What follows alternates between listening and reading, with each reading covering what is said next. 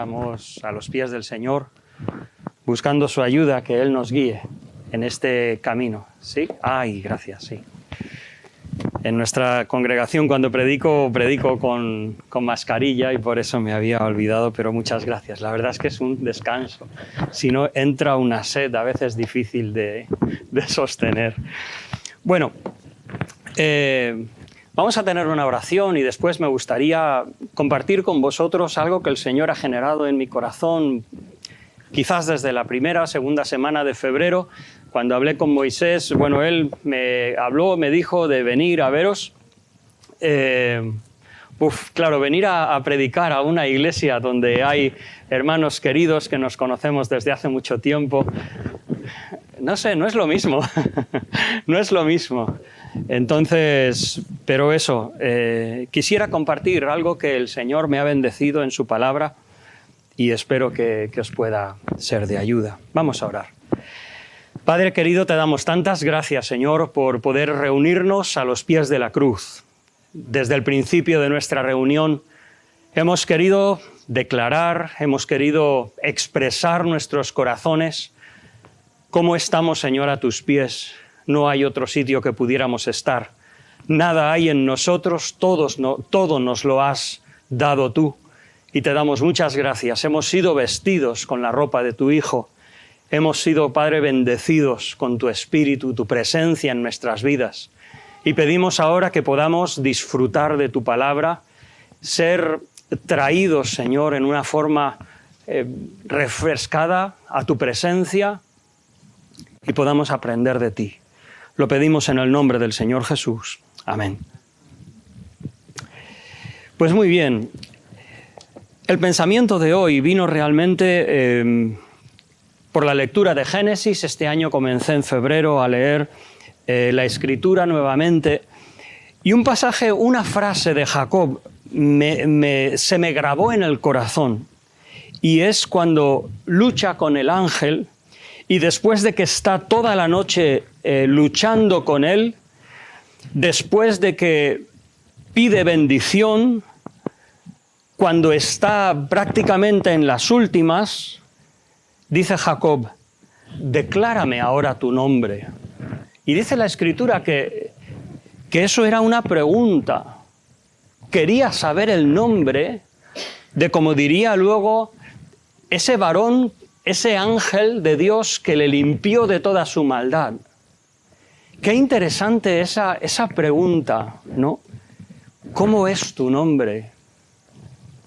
Otro versículo que me llevó al mensaje de esta mañana es Lucas 10, versículos 17 al 22. No lo voy a leer porque el pasaje donde quiero centrarme no es ese. Esto solo es una introducción. Ya no es la inquietud de un creyente, ¿no? En el Antiguo Testamento, Jacob, pues un creyente según la revelación que tenía, como él entendía, como Dios se había mostrado a él y como él estaba siguiendo a Dios.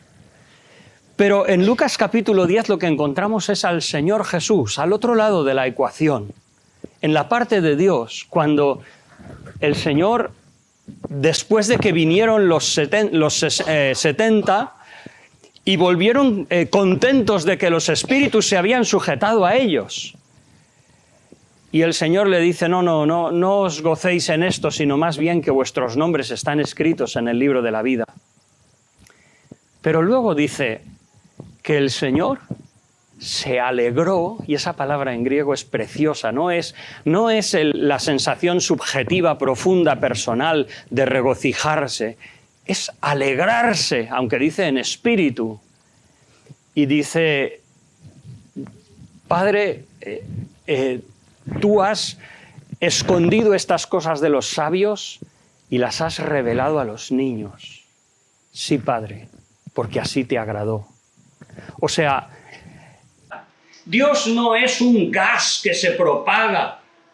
Dios es una persona, tiene personalidad. La interacción que tiene con nosotros desea ser personal.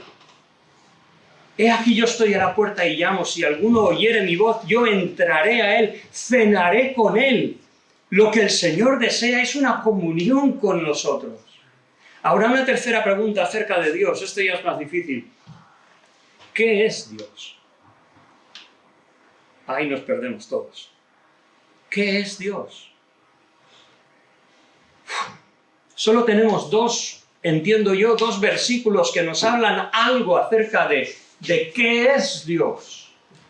En Éxodo capítulo 3, cuando el Señor dice, yo soy el que soy.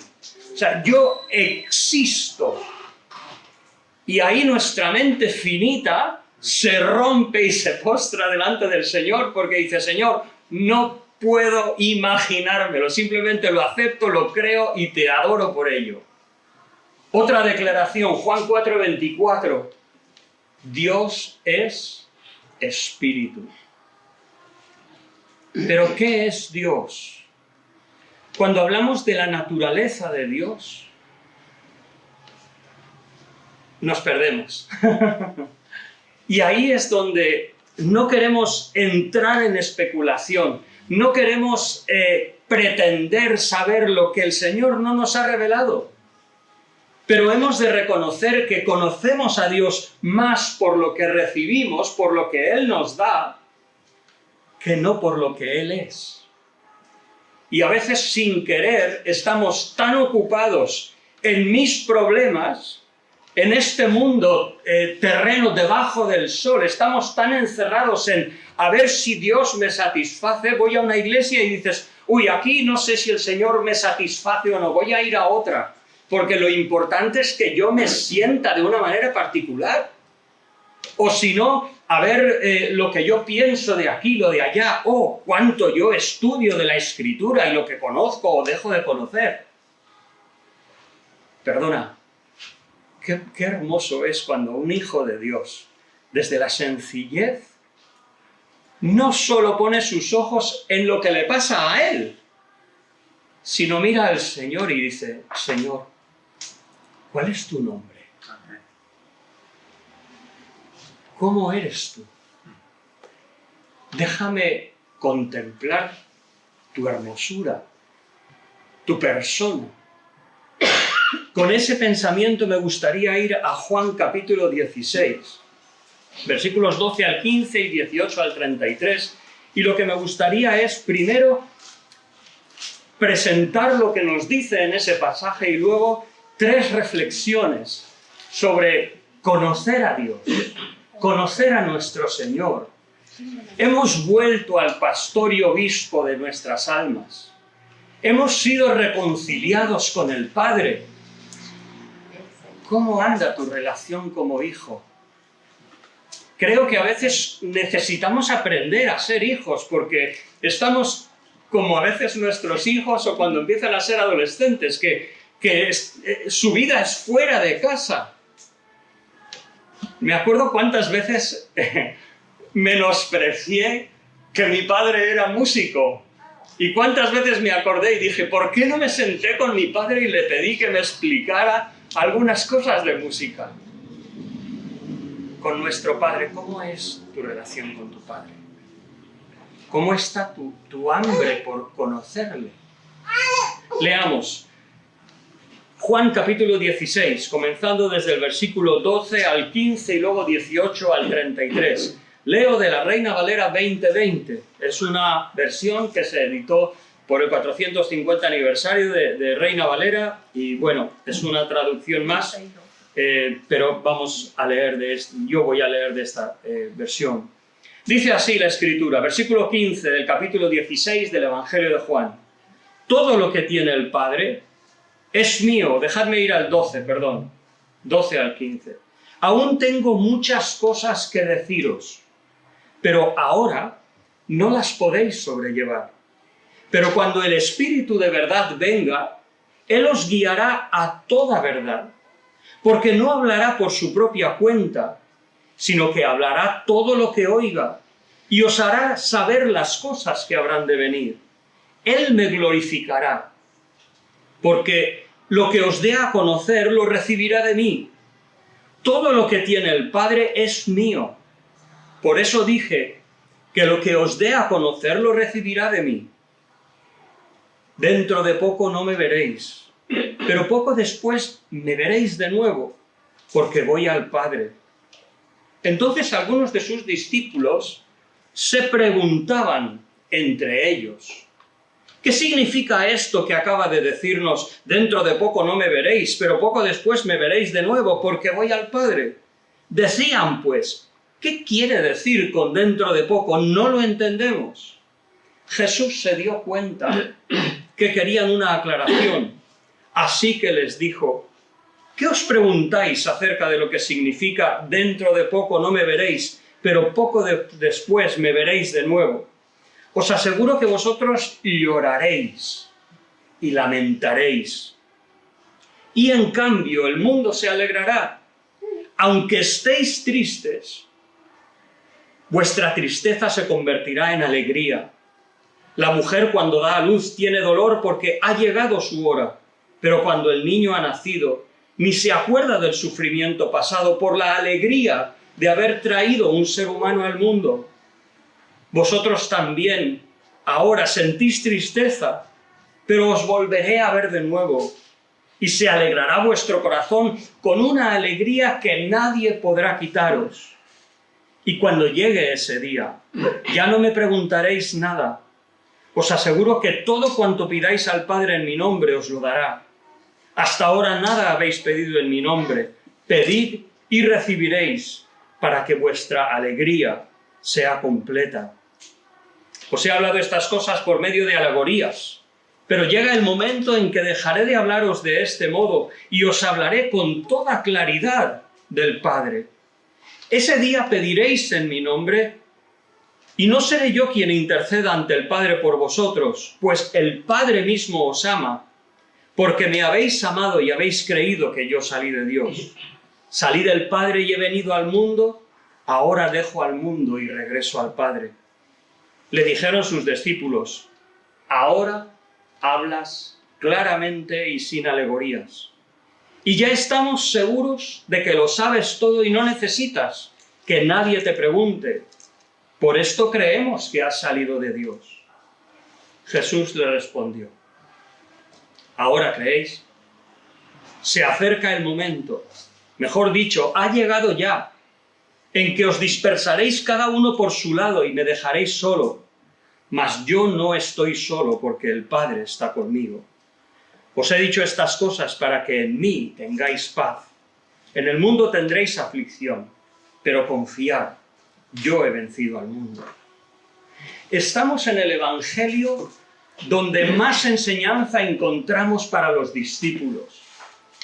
Los demás sinópticos, Lucas, Marcos, Mateo, no se dedican tanto a esta enseñanza íntima, directa de Jesús hacia los suyos. Estamos al final, ya ha terminado el ministerio público del Señor Jesús.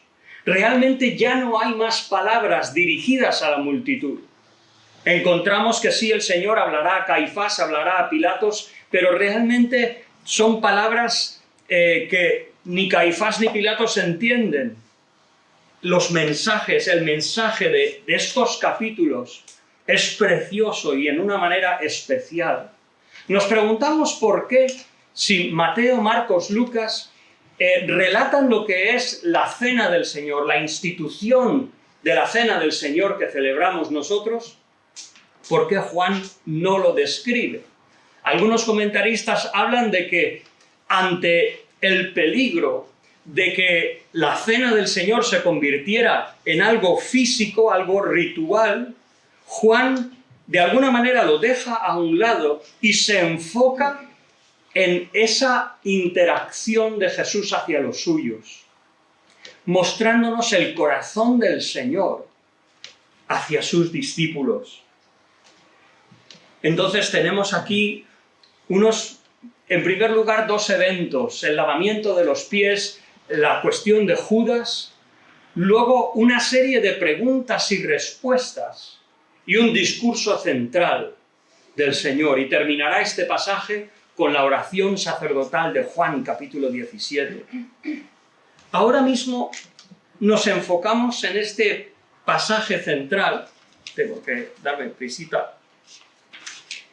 Pero aparte de otras cosas, si nos centramos en Juan capítulo 16, Y pensando en el conocimiento del Señor, ¿por qué he escogido este pasaje? Porque es uno de los pasajes donde tenemos a unos discípulos que han caminado con el Señor, le han escuchado, y todavía encontramos algunas descoordinaciones. Y es que creo que esa es nuestra naturaleza, que pensamos que conocemos mucho y muchas cosas, pero cuando lleguemos a la presencia del Señor, a lo mejor hay cosas que tienen que tener sus ajustes. Fijaos, el Señor, por ejemplo, les dijo a los suyos, ¿sabéis dónde voy? Juan 14:4. Y los discípulos le dicen, Señor, no sabemos dónde vas. Juan 14:7 dice, desde ahora conocéis al Padre. Felipe dice, Señor, muéstranos al Padre una vez y nos basta. ¿Conocían o no conocían? Parece que el Señor tenía la consciencia de que los suyos, a través de esa relación con Él, habían percibido ciertas cosas, pero ellos todavía no habían acabado de identificarlas. Dice Juan 14:20, en aquel día conoceréis que yo estoy en mi Padre, vosotros en mí y yo en vosotros. Los discípulos dicen, Señor, ¿cómo es que te manifestarás a nosotros y no al mundo? Dice Juan 16:5, ninguno me pregunta dónde vas. Pedro le había preguntado en el capítulo 13 primero, Señor, ¿dónde vas? La primera vez que el Señor dice que me voy, pero luego Pedro enseguida cambia y realmente el interés de Pedro no era dónde iba a ir el Señor, sino lo que los discípulos iban a reaccionar. Como siempre nosotros tan humanos, preocupados por lo nuestro. Pero esta segunda vez el Señor dice, os he dicho que me voy y ninguno me pregunta dónde vas. Dice, antes tristeza ha llenado vuestro corazón. Pero os digo la verdad, os conviene que yo me vaya. El Señor dice, Juan 16:2, aún tengo muchas cosas que deciros, pero ahora no las podéis sobrellevar. O sea, el Señor estaba preparando a sus discípulos para el momento en que ellos ya echaran a andar sin la presencia física de Jesús. Y el Señor dice, tengo muchas cosas que deciros, pero es que no podéis llevarlas sobre vuestros hombros. He visto tan pocos estudiantes decir, uy, esto no soy capaz. Casi siempre, ¿en qué libro lo puedo encontrar? ¿No? Y lo leo y sí, ya está. ¿Estamos seguros que el mismo conocimiento que nosotros pensamos es el conocimiento que el Señor nos quiere dar? El Espíritu de verdad os guiará a toda verdad. Quizás lo que más me llama la atención no es que los discípulos no le preguntaron al Señor dónde iba, sino me llama la atención que no entienden eso de que en un poco no me veréis y luego un poco me veréis, y los discípulos no quieren hablar con el Señor y hablan entre ellos. Oye, ¿qué quiere decir? De verdad, ¿cómo somos las personas, no? Pero luego dice, cuando el Señor les dice que les quiere declararles claramente las cosas del Padre, los discípulos dicen, sí, ahora sí. Y dice, ahora entendemos que sabes todas las cosas, que no necesitas que nadie te pregunte. Y el Señor dice en una frase que a lo mejor no es del todo una pregunta, es una exclamación, de decir, ¿ahora creéis? La hora viene en que seréis esparcidos. O sea, cuando los discípulos finalmente creen que saben algo, el Señor les dice, no sabéis lo que estáis hablando, porque va a venir enseguida la hora y todos vais a ser confundidos, ofuscados, frustrados, y como imagen tenemos a los dos discípulos yendo a Emaús. Pero el Señor al final les plantea la dependencia en Él como la necesidad como creyentes y discípulos de Cristo. Os he dicho estas cosas para que en mí tengáis paz. En medio de esa falta de conocimiento, de que a veces no preguntáis lo que debéis, A veces preguntáis entre vosotros en vez de preguntarle al Señor. A veces creéis que sabéis algo y realmente no lo sabéis. Señor, ¿qué hacemos entonces? En mí, tened paz. Voy a enviaros al Consolador, que os recordará todas las cosas que os he enseñado, os guiará a toda verdad, os enseñará aún las cosas que han de venir. Descansad. En el mundo tendréis aflicción. Las circunstancias de nuestra vida a veces son máscaras en nuestros ojos que no nos dejan ver, porque estamos tan llenos de nuestro presente que no nos dejan ver al Señor. Pero el Señor dice, en el mundo tendréis aflicción, pero confiad, yo he vencido al mundo. La dependencia, la confianza en el Señor, como una necesidad para que Él, como nuestro Señor y nuestro Salvador, en la medida que, conociéndonos, nos lleva de la mano en el conocimiento de Él, podemos caminar y, como dice en Oseas, conoceremos y proseguiremos conociendo al Señor, como el alba, poco a poco, paso a paso. Pero por eso quería esta mañana recordaros qué importante es levantar los ojos. No dejar que las circunstancias mantengan nuestra mirada en lo que nos pasa, en nuestra mente, en nuestros esquemas. Deja que el Señor tome su palabra preciosa y te guíe en el conocimiento de tu Padre. Conoce a tu Padre, no te pierdas lo que Él tiene para ti. Hay una frase preciosa que leí de Agustín que dice que la pastoral, o sea, la labor de un pastor a personas que aceptan al Señor es prepararles para ver a Dios. Pensaba, qué pensamiento, ¿no? De preparar a una persona para tener un encuentro real y directo con su Padre. 3 cosas me gustaría mencionar, no tenemos mucho tiempo, acerca de conocer a Dios. En primer lugar, quisiera recordaros que nuestro conocimiento de Dios es parcial, pero es cierto. El conocimiento de Dios no lo podemos alcanzar. Como dice en Job, ¿alcanzarás tú el rastro de Dios? Por favor.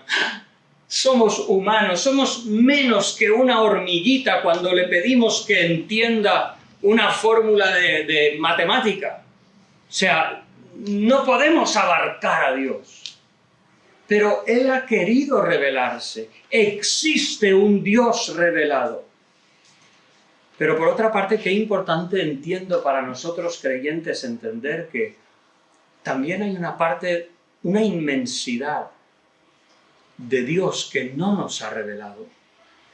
Y Él lo ha hecho, aquí dice, no lo podéis sobrellevar, no sois capaces. Recuerdo cuando el Señor habla con Nicodemo y le dice, si no podéis entender las cosas terrenales, ¿cómo os confiaremos lo celestial? Imagínate que el Señor nos hablara de cómo es Él en su naturaleza. No tendríamos ni idea. Enseguida pondríamos nuestra mente y nuestra imaginación en cosas que no son. Pero el Señor sí nos ha revelado algunas cosas de cómo Él es. Y qué importante entender que nuestro conocimiento de Dios es parcial, pero es cierto.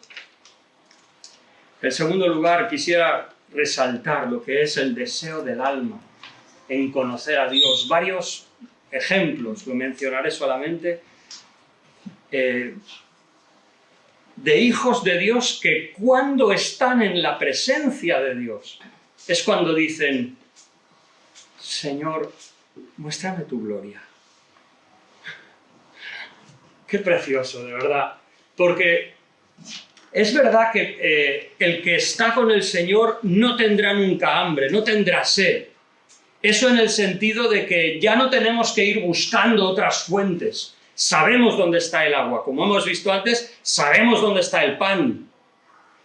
Pero cuando comes un trozo de pan del Señor, dices, ¡wow!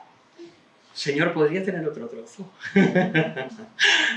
Pero lo más glorioso de esto es que el Señor al otro lado, como hemos leído en Lucas, disfruta de darnos pan.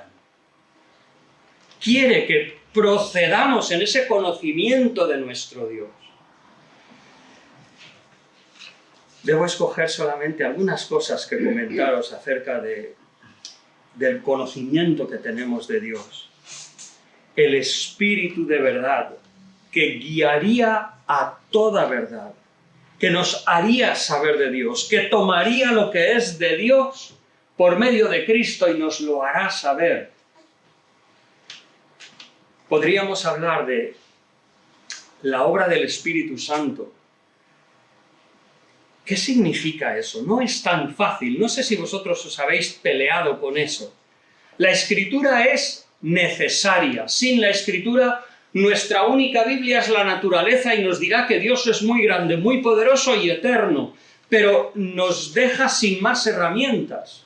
Necesitamos la Escritura. Necesitamos que la revelación que Dios ha dado al mundo, plasmada en este libro, sea nuestra guía y nuestra luz. Dice la Escritura, toda Escritura es el aliento de Dios y es útil para enseñar, para corregir, para redarguir. Es la revelación, es la comunicación que Dios nos ha dado.